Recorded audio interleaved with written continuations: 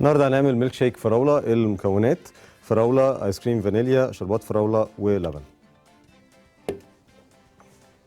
نبتدي بالفراوله الاول. ايس كريم،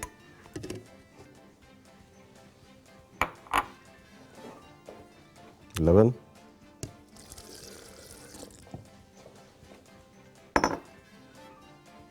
شربات فراوله، نقفل ونخلط.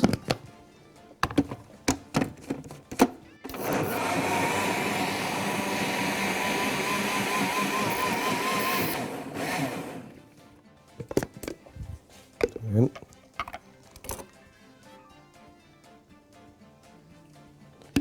كده ميلك شيك جاهز.